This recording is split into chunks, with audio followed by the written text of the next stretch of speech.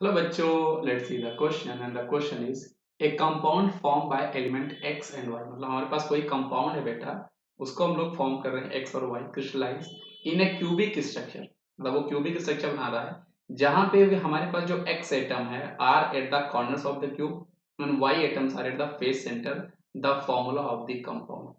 तो जब कभी भी इस तरह के क्वेश्चन पूछे जाते हैं बेटा, आपको करना क्या है, पहले नंबर ऑफ एटम्स निकालो कि नंबर ऑफ एक्स आपके पास कितने हैं, नंबर ऑफ वाई आपके पास कितने हैं, इनका रेशियो निकाल के हम इस क्वेश्चन को सॉल्व करते हैं, है ना। अब नंबर ऑफ एक्स और नंबर ऑफ वाई हमारे पास कितने एटम है, मतलब एक्स आपके पास कितने होंगे, वाई आपके पास कितने होंगे। यहाँ पर इसकी दो कंडीशन दी हुई है। एक्स जो है बेटा वो आपके पास कहाँ पर है, कॉर्नर्स में है, कॉर्नर्स ऑफ अ क्यूब है।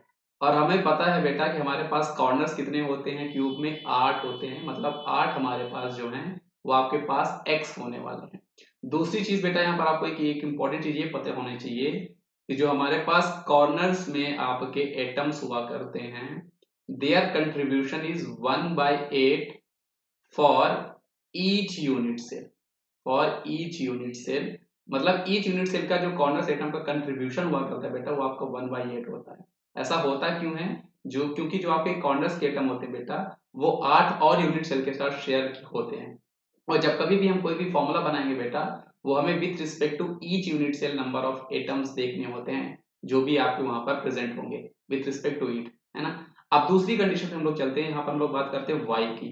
तो वाई की लोकेशन उसने हमें क्या बता रखी है बेटा, वो आपके फेस के सेंटर में है।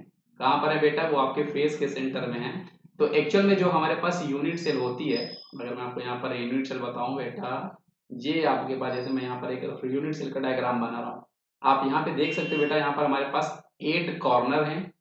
ये देखो आपके पास यहाँ पर बेटा 8 कॉर्नर है। और अगर मैं फेस की बात करूं तो इसको हम लोग बोलते हैं बेटा फेस। तो आप देखोगे तो यहाँ पर आपको 6 फेस है, मतलब हमारे पास यहाँ पर 6 फेस है। तो फेस के सेंटर में हमारे पास एटम है, मतलब 6 हमारे पास यहाँ पर एटम होंगे।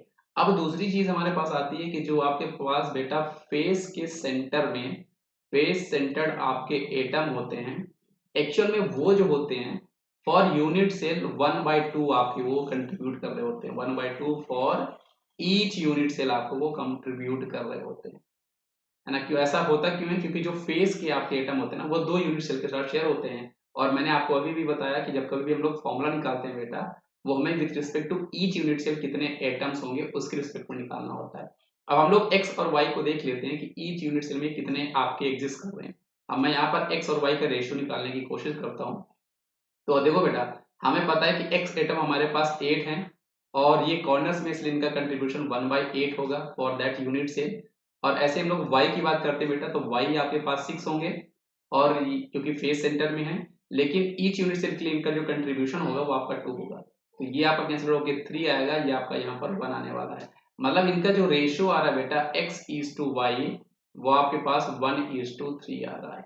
अब ये ऑलरेडी सिंप्लीफाई है, तो वहां पर आपका जो फॉर्मूला बनने वाला है बेटा वो आपका बनेगा क्या, xy3, है ना। तो आई होप आपको ये कॉन्सेप्ट समझ में आया होगा बच्चों। इस क्वेश्चन का सही जवाब हमारे पास ऑप्शन नंबर ए हो जाएगा, xy3। थैंक यू बच्चों।